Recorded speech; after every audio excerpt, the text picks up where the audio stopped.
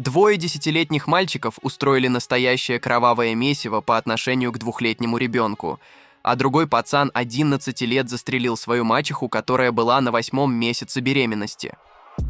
Сегодня я расскажу вам самые ужасающие истории о детях-убийцах. А в конце вы узнаете о самых жестоких подростках, которые устроили массовые убийства.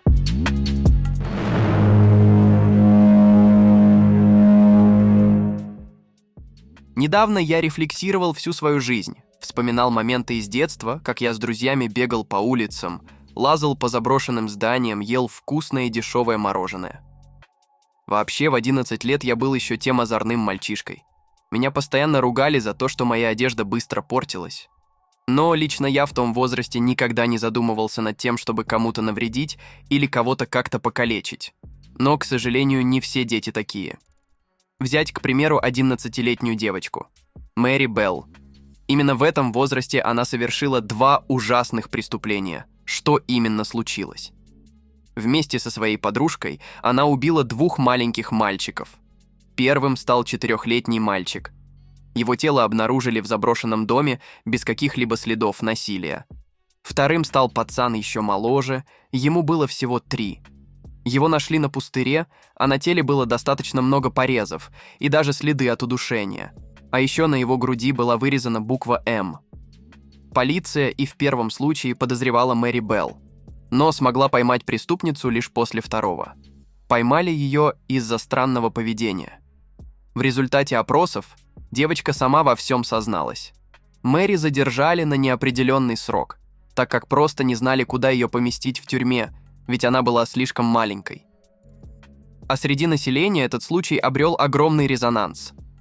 В итоге девочка была освобождена лишь в 1980 году, спустя 12 лет заключения. Ей выдали новые документы, чтобы она смогла начать новую, тихую и спокойную жизнь. Больше о ней никто и ничего не слышал.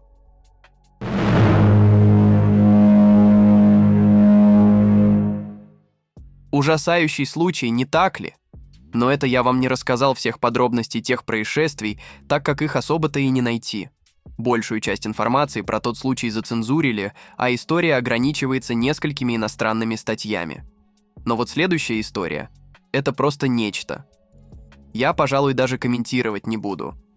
Джон Венейблс и Роберт Томпсон, 2 10-летних мальчиков, решили прогулять школу в торговом центре.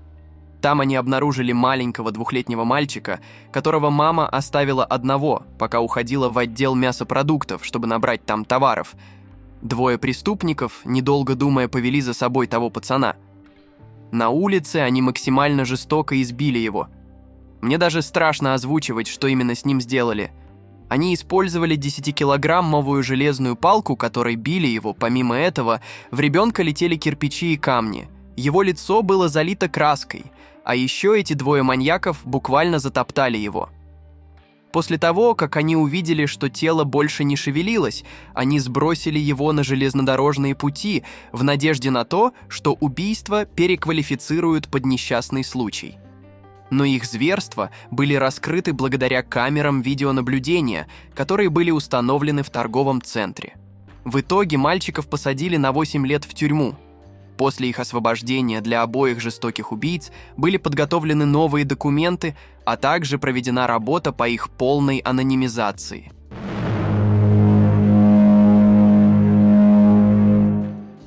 На самом деле, мне было очень трудно готовить этот материал. В принципе, все случаи ужасающих и зверских убийств заставляют кровь в жилах стынуть. А тут дети. Просто ужас. Но вот следующий случай показался мне максимально странным. В общем, жил такой 11-летний мальчуган, которого звали Джордан Браун. И в один из дней его отец, у которого была новая невеста на 8-м месяце беременности, зачем-то подарил ему ружье. Да-да, самое настоящее огнестрельное оружие. Лично я вообще не понимаю, что он хотел этим добиться. В итоге этот пацан одним утром просто взял и выстрелил в затылок своей мачехе, пока та спала. После этого он положил ружье в своей комнате и пошел на учебу, как ни в чем не бывало. Ужасающая жестокость, не так ли? Поймали его максимально просто. После того, как обнаружили труп, нашли и ружье в комнате ребенка, а также следы пороха на его одежде. Джордана приговорили к заключению вплоть до 21 года. Однако освободили его немногим раньше. В дальнейшем он постарался жить как обычный парень и восстановить свое имя.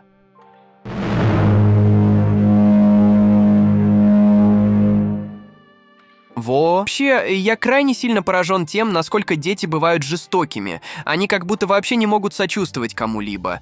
И речь сейчас даже не обо всех этих убийц. Хотя сама история непосредственно связана с одним из них. Эрик Смит был самым настоящим объектом насмешек и издевательств в своей школе.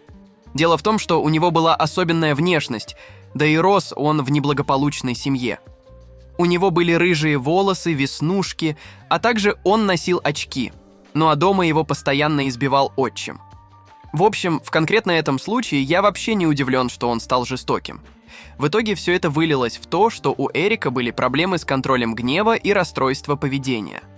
Однажды, когда ему было 13 лет, он встретил на улице 4-летнего пацана. Тот шел в летний лагерь. Эрик смог заманить его в лесистую местность, где напал на него. Он жестоко избивал его камнями, а после просто задушил его.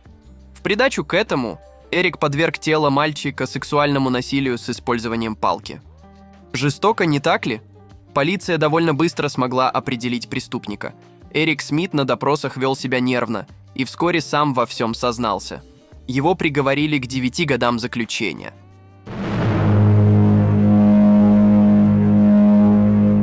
Но знаете, что больше всего меня пугает во всех этих случаях?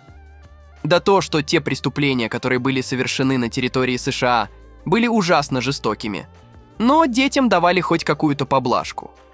А вот в случае с Лионелем Тейтом все было очень странно. История была следующей. Когда парнишке было 12 лет, его мать попросили приглядеть за 6-летней девочкой. Мать была дома, и она пошла готовить еду, оставив детей наедине. В этот момент Лионель, который увлекался спортивными единоборствами, стал отрабатывать на девочке различные приемы из рестлинга. В результате этого девочка получила очень серьезные травмы, несколько переломов, разрыв печени, а также множество серьезных ушибов. Когда мать заметила тело, она сразу же позвонила в скорую. К сожалению, девочку спасти не удалось. На допросе Лионель утверждал, что он просто играл с ней. Но в его слова никто не поверил. На суде его приговорили к пожизненному сроку заключения без права на досрочное освобождение. И все это с 12-летним мальчиком. Ужасающая история несправедливости.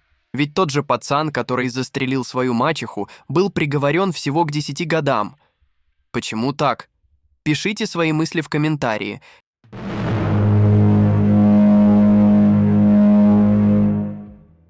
Следующий случай, о котором я бы хотел вам рассказать, оказался тоже довольно-таки жестоким.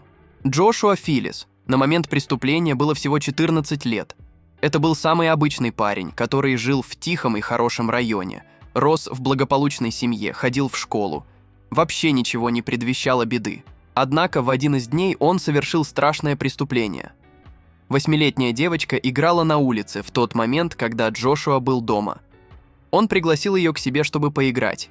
Когда они были вдвоем в его комнате, парень ударил девочку битой по голове, а после нанес несколько ножевых ранений. В панике он спрятал тело под кровать, где оно впоследствии пролежало целую неделю. Его обнаружила мать подростка, когда почуяла странный запах в его комнате.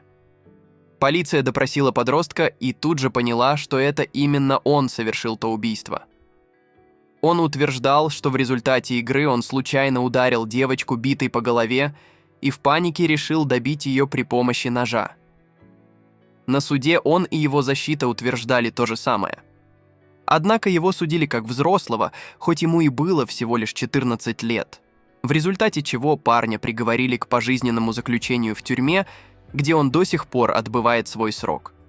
Никакие апелляции и критика со стороны общества никак не помогают ему выбраться. Вообще, я теперь прекрасно понимаю, почему так легко раскрываются все преступления детей. Представьте, насколько им тяжело психологически перенести подобные происшествия. Ведь многие из них после совершенного страдают от ночных кошмаров, а ведь настоящие взрослые маньяки вообще не попадаются на глаза полицейским. Почему? Во-первых, из-за их поведения. Они просто могут сдерживать все свои эмоции и не подавать вида о том, что они кого-то там убили. Во-вторых, у взрослых всегда есть под рукой автомобиль, на котором они могут легко скрыться с места преступления. Кстати, насчет машин. Вы попали в ДТП в Америке и не знаете, что делать дальше. Куда обращаться за помощью? Где найти грамотного юриста? Как получить компенсацию, если у вас нет страховки компании ДТП? Америка помогла получить компенсации на 21 миллион для своих клиентов. Здесь вам точно ответят на все интересующие вас вопросы, ссылка в описании.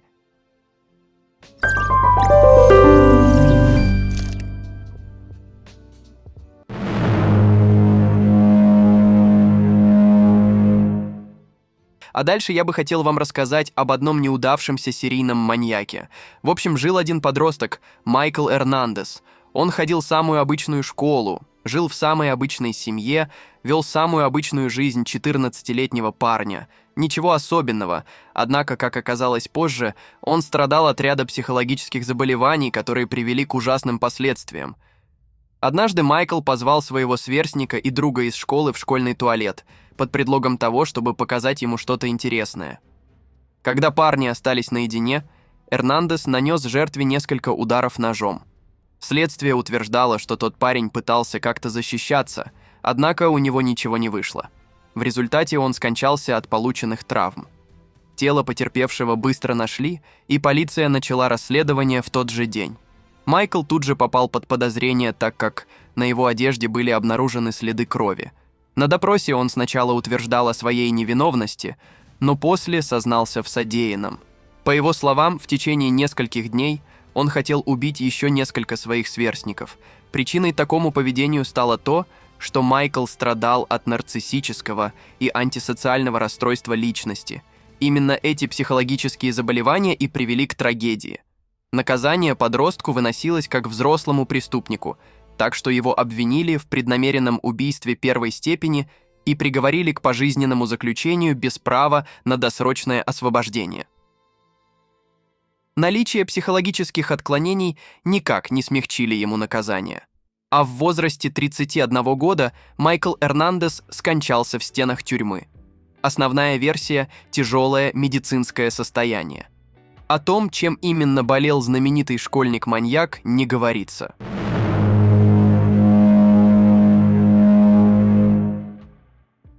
А как вы думаете, когда произошел первый случай скулшутинга среди детей в США? Правильный ответ – в 1979 году. И более того, это преступление стало одним из 6 подобных, которые совершали девушки. А всего в Америке было зарегистрировано более чем 200 случаев скулшутинга. Бренда Энн Спенсер росла в неблагополучной семье вместе с отцом, который страдал от алкоголизма. Девочка с самых ранних лет интересовалась оружием и насилием. Она также совершала кражи, увлекалась алкоголем и наркотическими веществами и прогуливала занятия. В общем, сразу было видно, что девочка, скорее всего, станет преступницей. В итоге, 29 января 1979 года из окна своего дома она расстреляла детей, которые стояли возле школы. 8 детей и 1 полицейский были ранены. 2 человек погибло. Когда полицейские допрашивали девушку, зачем она совершила это преступление, она ответила, что не любит понедельники. Она была приговорена к пожизненному заключению с правом на прошение о помиловании спустя 25 лет заключения. В итоге она до сих пор находится за решеткой.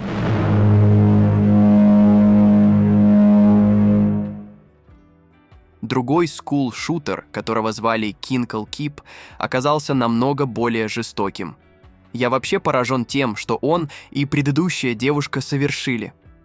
Этот парень в возрасте 15 лет убил своих родителей, а на следующий день устроил стрельбу в школе. Этот парень жестоко обошелся с самими близкими людьми в его жизни. Он посчитал, что лучше будет так, чем если бы у них были проблемы. Вооружившись до зубов, он отправился в школу на машине матери. Там он открыл огонь на поражение. В результате погибло 2 учеников, 24 ранено. Поймать его смогли 7 учеников, которые навалились на террориста, когда тот перезаряжал оружие. Они удерживали его, пока не приехала полиция. В итоге Кинкл Кип был приговорен к пожизненному сроку заключения без права на апелляцию. Мотив совершенного преступления был совершенно неясен. Психологи лишь установили у него клиническую депрессию. Защита также утверждала, что парень страдал от шизофрении. Однако ничего из этого не помогло ему скостить срок. Вообще, я до сих пор не могу понять, почему дети и подростки совершают столь ужасные преступления. И больше всего во всех этих случаях меня пугает именно то, что в столь юном возрасте люди не понимали того, чего они делают. Большинство из этих ужасных убийств были совершены по непонятным причинам. А главное, они были настолько жестоки, будто дети ненавидели их всю свою жизнь. Лично мне кажется, что все это связано с тем, что в столь юном возрасте человек не обладает состраданием, из-за чего все совершенные преступления ему кажутся чем-то веселым и обыденным. Ну и, конечно же, я сейчас говорю не о последних двух случаях, ведь эти ребята были самыми настоящими отморозками. А какой из случаев запомнился вам больше всего? Пишите об этом в комментариях. Лично я выделю жестокое убийство парочкой друзей. Спасибо вам за просмотр.